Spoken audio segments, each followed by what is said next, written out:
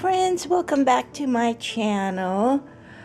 What you're looking at here is my Prosperity chicken. I'm looking straight at the window, so it's a little dark for your viewing, but it's really long. There's 16's little hand here, and I have a bell on the bottom. Okay, we're back on our table. So Prosperity chickens are decorative chickens that symbolize abundance and good fortune. This was originated in India, often made with fabric scrap, and are hung in homes to invite wealth and prosperity. It's rooted in owning a flock of chicken, which represent wealth and security in many cultures, particularly in northern India. And they're just so stinking adorable, and they're really fun to make. The only thing is you have to make a whole flock of them. In my case, my flock is 16 little chickens. Here I am. I'm going to go ahead and share with you the process on how I made my little chickens. So to begin with, you're going to need a square fabric. That's all the chicken is made out of, a square fabric. And it's really up to you to what size you want your little chickens. And for me, because I have a little charm square of a 5x5, I've gone ahead and taken my 5x5 charm square, and I gone ahead and cut it into 4x4. And with the 4x4, that left me with, let me take this guy right here. With the 4x4, it left me with 1-inch strip on the edge there. Okay, so instead of me looking around hunting for more fabric scrap to use for my tail and my little beak here, I've gone ahead and just used my 5x5 square and just trimmed it to 4x4, and this I cut right through there. I folded it in half. I took my scissors and cut strip. Usually I can fit 3 or 4 strip, and then that becomes my tail. And then with this other half right here, I gone ahead and cut 1x1 square, and it became my beak. And all I do is I just turn it triangular, fold it once and then twice, and that's my beak. Okay, and so that's how it started, and that's all at this point is all we need. As we progress to our project, you will need obviously a thread and a needle to close our chicken. You need batting to stuff it, to make it nice and fat to your preference. And then you just need a long string. I think my string was, I don't know, maybe a little over 40 inch. It just really depends to you. You can use as long as you want. And then all you got to do is trim. Some people use this jute. I use the jewelry wire just because it's so much easier for me to sew the chickens right through there, or use like a sashiko needle. Nothing too bulky. Just keep in mind, so whatever thread you want to use, you want to be able to for it to go through your head, the eye of your needle. So you need something big. There's needles that are longer than this and have bigger eye, but this eye is definitely better, good enough for me. So just keep that in mind. And then also, if you want to put some beads on your project, mine had beads, and it looks really pretty, especially when the light shines right through them. So I like that. Some people just put wooden beads, but I preferably like the glass beads. So if you're gonna do any of those beads, just remember, keep in mind that you want it to go through your needle or whatever yarn you're using. If it can't go with your needle, sometimes the needle are quite thick, just make sure that your thread that you're using, you're able to thread that through the holes on each bead that you're using. Okay, so just keep that in mind. I'll show you when we get to that point. And so and I think that's really it. Of course, you're gonna need a little bell. I did order some bell and they haven't come in, and so I just kind of did this, a makeshift little bell. So but you can use anything. You can just use tassel if you don't have any bell. So the good thing about this project is you can just use any of your scrap. So for me, the colorful the fabric is, the more fun it is, I think. So, and then in the end, if you want to put eye on your chicken, you can use just some beads, or you can sew a French knot on it and put an eye. It's not necessary. You can use these beads. Sometimes they come in bigger size, and you can put it on here so you have a little eye, but that's not necessary. So in this instance, I'm not going to do it, but I do have 2 chickens on my finished project over there that does have eyes, so, and I will show those to you guys. So let's go ahead and begin the process of creating your chicken. So you take your square, whatever size you want, you fold it in triangle, right side together. You will then take your little tail that we cut and fringe, and we just place it on one corner of your triangle. You want to keep it nice and neat because you don't want it going like this, because we don't want it to go through our seam when we close this guy. And it doesn't have to be butted against there, because you want to give your fold a little bit of wiggle room. So just make sure it's going through there and that you're sewing all the way through that tail. You can even have it sticking out. This way you know exactly where that stitch is at. So what I do is I place them like so, and I take my pin or clip and just place that there. And then you take your 1-inch square, you fold it in triangle right side out, and then fold it again into another triangle. Now you notice your triangle has one solid opening closure there, and then this one has 2 folds. So this fold you want to be on the downside of your beak. And so what I do is I put it right in there, downward, and then again I give myself about 1/8 of an inch from the top, just so our beak is not all the way up there to the head section of our chickens.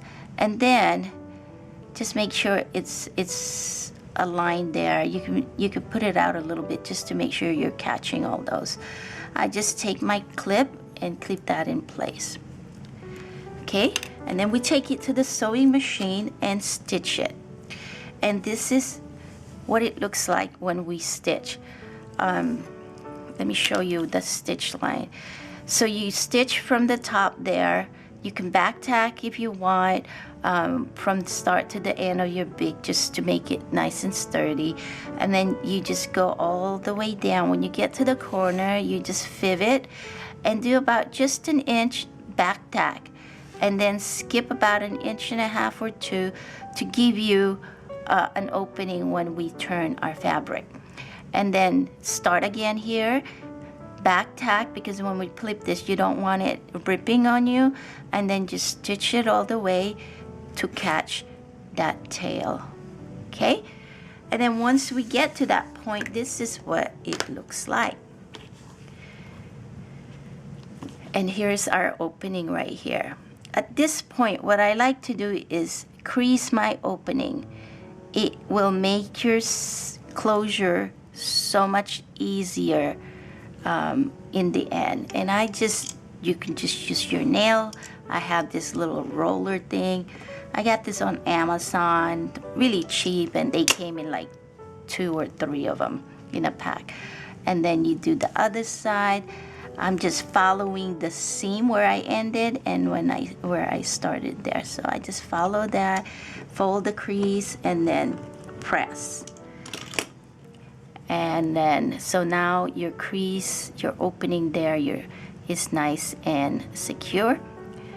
And so all you do is pull that tail. This is nice because you have this tail section, and all you do is just pull that right through. It's so easy. And then when you pull it, you go ahead and pull the top, so then your tail will kind of fall downward. And then you just flip the rest. I have this little tweezer that helps me just pull things through what I'm looking for. I'm trying to find the beak. Once I have the beak, I just grab a hold of it and then it pulls. And then you just pull it. And there's our thing. See, I did this wrong. I'm supposed to have that downward. It's supposed to look like this. So I'm gonna have to redo this, but it's supposed to look, I mean, there's nothing wrong with it upward like that, but I think it looks better this way. And then so once you got it turned right side out, you just take your batting and you just fill it. I like using my tweezer because I can take the batting and really direct it where it needs to go. I usually just fill those corners nice and snug,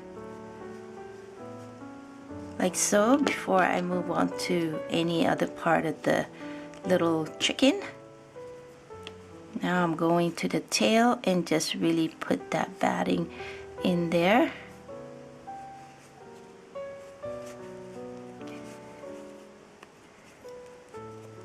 Okay. And now when you fill this, it's really up to you how packed you want it to be. I like it to be just enough to where you can certainly feel the little hands, you know, nice and snug there, little bouncy, and so when you squeeze it, it comes back to shape. You probably don't want it too heavy, just because it's going to be hanging, and after a while that weight is going to wear on whatever string you're going to be using. So it's just going to hang. So it'll be okay. It'll last a good while, but just to keep in mind that you don't want it too packed, because you are going to run needle and yarn or thread in there. You know what's a good yarn to use would be a crochet yarn. Those are good to use. They're nice and strong. So and they come in many different colors. The more color it is, I think the funner it is, right? So so yeah, that would be a perfect yarn to use for this guy. So just stuff it to your desired firmness. And then if your batting just kind of gets a little stubborn, it doesn't want to go to where it needs to be, it's okay. We can adjust it once we do the closure on it. So for me, I think this is good enough for me. It's squishy and it just bounced back to its shape. So now we're gonna go ahead and just sew that opening shut. I'm just using a gray sewing thread here because it just blends really good, but you won't really see it too much because we are gonna stitch what they call a ladder stitch. A ladder stitch is you have two fabric here, and you basically catch a little bit from one hand alternating. So I started on my side here, and then I'm gonna go to the far end and pull. And then the key is to try and start where that tail ended, and then just pick up the same amount of fabric. To do your best to uniform it. I ended here, so I'm gonna go cross over there and pick up just a teeny bit, and just make them uniform. If you got stuff popping in there, just take your needle and push and then squeeze it. And so I ended there. I'm gonna go over here. Okay, that's what a ladder stitch. It's a nice stitch because they also call this the disappearing stitch, because once you pull it taut, let me leave. You see, there's two there that you can clearly see we've done there. There's the third one. If we pull it, it shuts the opening and the stitch disappear. A ladder stitch is also known as a disappearing stitch. So we just stitch along until we closed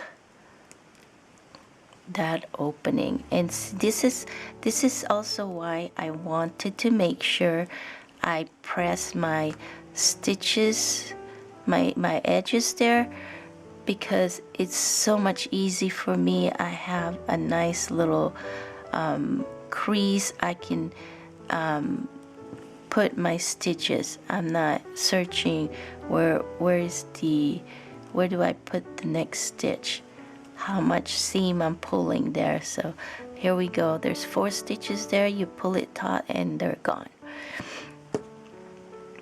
And then you just keep on doing that, keeping your stitches uniform and staying on that crease that we made.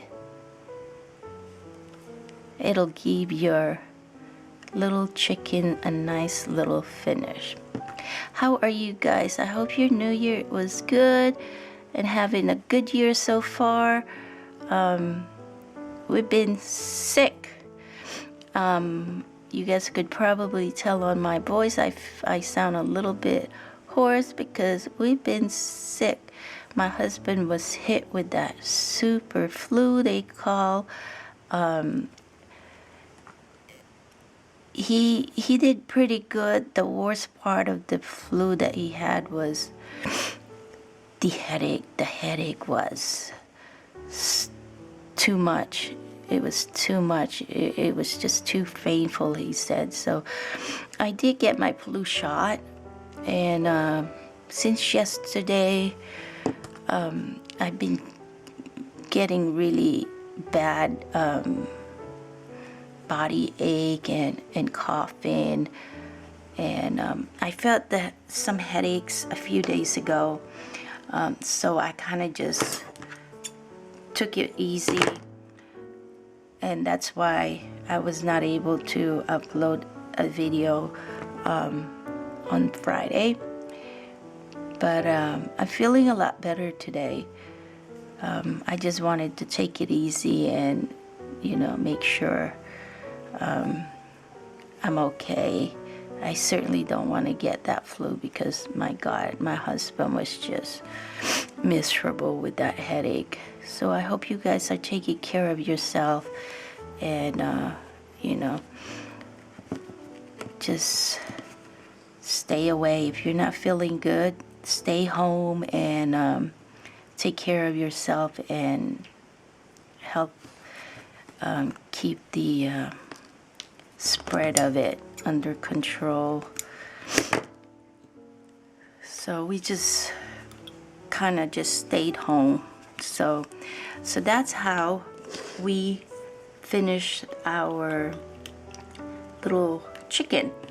And if your chicken stuffing is kind of bulky on places, all you do is just take your good strong needle and take it, put it in there, and just kind of maneuver that stuffing in there to get it where you want it to be. It's super easy. All we need to do is string it. We decide how you want to lay your birds, what pattern you want,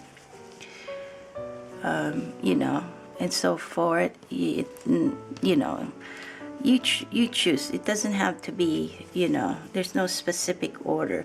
So you just line them up like so. Once you're happy with that, you can go ahead and start stringing them. And let me see, I do have a jute here. You don't have to cut it just yet. You can just string all your hand sit on it. So all you do is you go from the bottom of your chickens and go straight down to the center. Okay, I think that's good enough. And then just pull it through. It's gonna be tough because your jute is quite thick, and so yeah, there you go. Well, that wasn't too bad. So once you pull it through, your bottom is gonna automatically kind of goes in like that, which is okay. We don't want our chicken to be pointy, but the bell and the beads is gonna help us turn it into this direction, so which is good. That's what we want. So now this is what I'm talking about. Make sure that your yarn or your needle goes through your beads. So there's my beads. Wow, this thing has a lot of little powder there. So that's that. And I would just go, we can adjust this as we progress. So I would just go and continue to attach them like so. And so that's it. We're gonna string them like so, and until we get to the right size that we want. It's a little bulky over here. Yeah, the jute is a little, because it's so inconsistent in the shape of it, the thickness of it, you know. Some sections really fine, some section has a nice little bulk to there. So you just work it, do your best, and you don't have to use the jute. If you have hemp cord, would be great, because the hemp cord is usually pretty uniform in size. So let's pretend that we have got our 16 little hands in there. So this is how you're gonna end your you can put a bead still there if you like.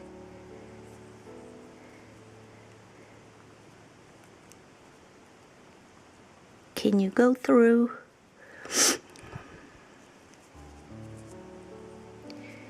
Yeah, I think this is the tough part I had to do with this jute, because the it's so hard. Okay, so that's good. I love to put some colors, but I'm afraid it's gonna give me a hard time. I mean, colorful beads, but I'm afraid it's gonna give me a hard time to pass this guy through. Let's see. Sometimes if you put glue on there and let it dry, it'll make your jute a little bit more sturdy and doesn't split apart like it's happening to me now. So I'm just gonna leave it as this, and then all I do is I take my little bell and I just tie it on there.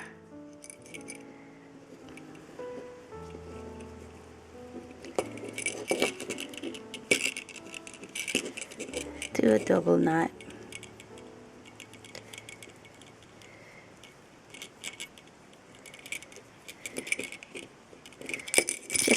that. Okay. And then when you set your hands, make sure they're nice and snug, butted to the beads like that, so they're not pointy. Okay, some people just stick with just the 3. You can certainly just stick with the 3, and then all you gotta do is just tie a knot, so you have that little loop to hang your little hands on your window. And just cut the remainder. And now it's cute with just the 3. So, and now you have the 3 little hands. Really cute.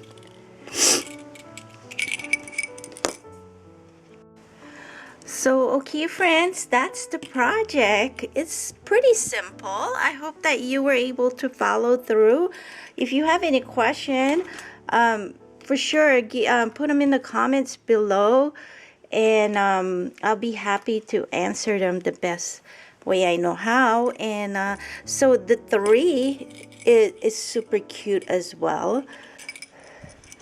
So I'm gonna keep making them because they will be going up in my shop.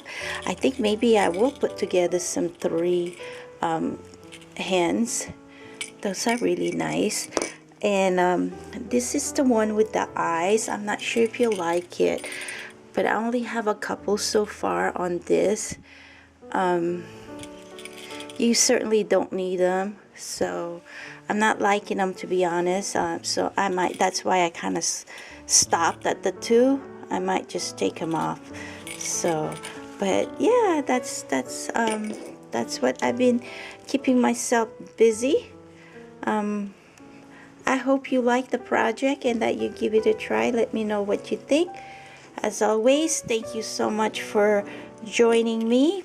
I love to hear where you're watching me. It's amazing how we could be all over the world and are able to connect through the internet or the YouTube. So yeah, let me know where you're at. And with that, you all take care and have a blessed day.